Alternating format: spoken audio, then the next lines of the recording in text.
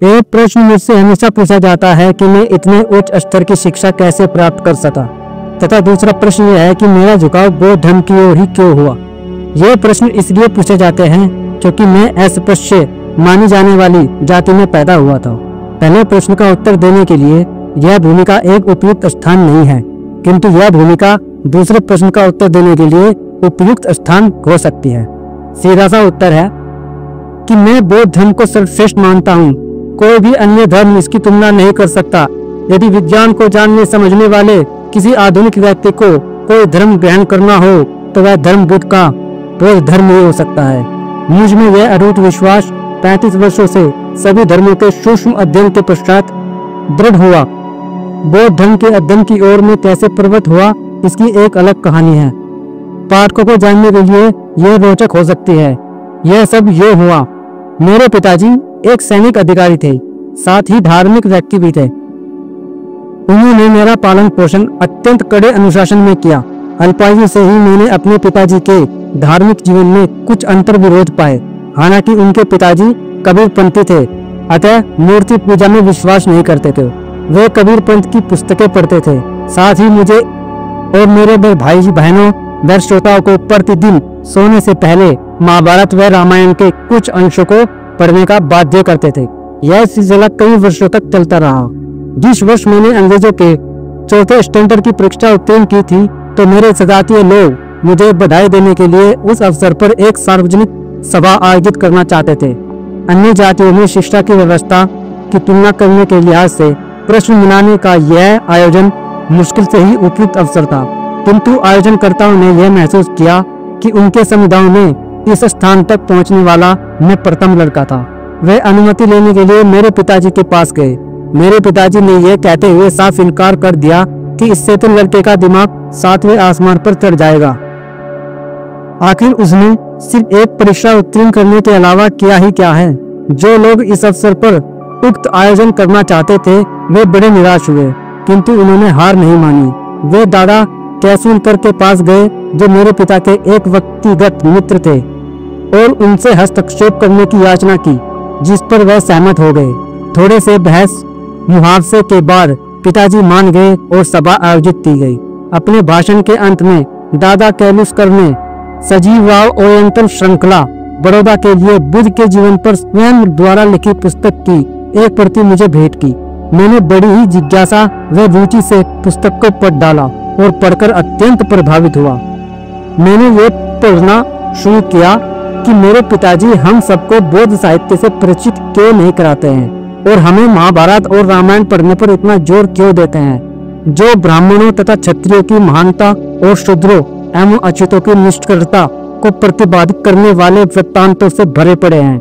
मेरे पिताजी को यह प्रश्न अच्छा नहीं लगा। उन्होंने सिर्फ इतना ही कहा, तुम्हें वैसा ही करना चाहिए जैसा तुम्हें कहा जाए। मेरे पिता एक रोमन पैट्रियार्क अर्थात पितृसत्तात्मक स्वभाव के व्यक्ति थे और अपने बच्चों पर अत्यंत कड़ा एवं अनियंत्रित अनुशासन इस्तेमाल किया करते थे। उनसे थोड़ा स्वतंत्रता पूर्वक व्यवहार सिर्फ मैं ही कर सकता था, और वह भी इस कारण कि मेरी माँ मुझे बचपन में ही बुआ जी की देखभाल में छोड़कर चल बसी थी। इसलिए कुछ समय बाद मैंने वही प्रश्न दोबारा पूछा। जाहिर है कि इस बार उत्तर देने के लिए पिताजी स्वयं को तैयार कर चुके थे। उन्होंने कहा, मैं तुम्हें महाभारत और रामायण पढ़ने के लिए जो कहता हूँ, इसका कारण यह है कि हम अस्पृश्य जाति से ताल्लुक रखते हैं, अर्थात नीच जाति में आते हैं, और संभव है कि तुम्हारे अंदर हीन भावना पनप जाए, जो कि स्वाभाविक है। महाभारत और रामायण पढ़ने का महत्व इन हीन भावना को दूर करने में निहित है। द्रोण और कर्ण पर नजर डालो, वे छोटे व्यक्ति थे, किंतु वे उतनी ऊंचाइयों तक नहीं पहुंचे। वाल्मीकि को देखो, वह कोली थे, किंतु वे रामायण के रचयिता बने। यही हीन भावना दूर करने के लिए मैं तुम्हें महाभारत और रामायण पढ़ने को कहता हूँ। मैं समझता हूँ कि मेरे पिता के तर्क में कुछ वजन है, किंतु मैं संतुष्ट नहीं हुआ। मैंने पिताजी को बताया कि महाभारत में वर्णित किसी भी चरित्र या व्यक्ति को मैं पसंद नहीं करता हूँ। फिर मैंने कहा, मैं ना तो भीष्म को पसंद करता हूँ, ना द्रोण को। मैं कृष्ण को भी पसंद नहीं करता हूँ। भीष्म और द्रोण पाखंडी थे, वे कहते कुछ और करते कुछ। कृष्ण का तो विश्वास ही धोखाधड़ी में था। मेरी उतनी ही नापसंदगी राम के लिए है, शूर्पणखा प्रसंग में, बाली सुग्रीव प्रसंग में तथा सीता के प्रति किए गए उसके पशुपत व्यवहार के संदर्भ में उसके आचरण का परीक्षण कीजिए। पिताजी खामोश थे और उन्होंने कोई उत्तर नहीं दिया। हो सके तो विद्रोह भड़क चुका था और इस प्रकार मैं दादा कैलुस्कर द्वारा दी गई पुस्तक की सहायता से बुद्ध की ओर मुड़ा। उस अल्पायु में मैं बुद्ध की ओर खाली दिमाग लेकर नहीं गया था। मेरे पास एक पृष्ठभूमि थी और बौद्ध ज्ञान को पढ़ने में सदैव तुलना और भिन्नता कर सकता था। यही बुद्ध और उनके धम्म में मेरी रुचि को प्रस्थान बिंदु है। जब मैं बुद्ध का धम्म ग्रंथ लिख रहा हूँ तो इस ग्रंथ को लिखने की उत्कट अभिलाषा की उत्पत्ति भिन्न है।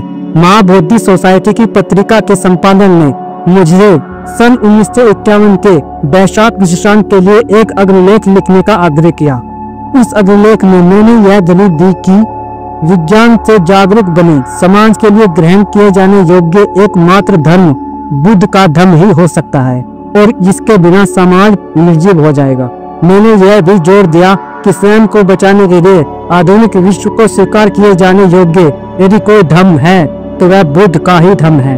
इस धर्म के प्रसार और विकास की धीमी गति का एक कारण यह है कि इसका साहित्य इतना विशाल है कि इसे पूर्ण रूप से पढ़ ही नहीं जा सकता। ईसाइयों की बाइबल जैसा इसका कोई एक धर्म ग्रंथ भी नहीं है। यह इसकी सबसे बड़ी बाधा है। इस अभिलेख के प्रकाशित होने पर मेरे पास बहुत से लिखित एवं मौखिक आग्रह आए हैं कि मैं एक ऐसा ही ग्रंथ लिखूं। इन आग्रह के प्रत्युत्तर में ही मैंने पुस्तक को लिखने का काम हाथ में लिया था।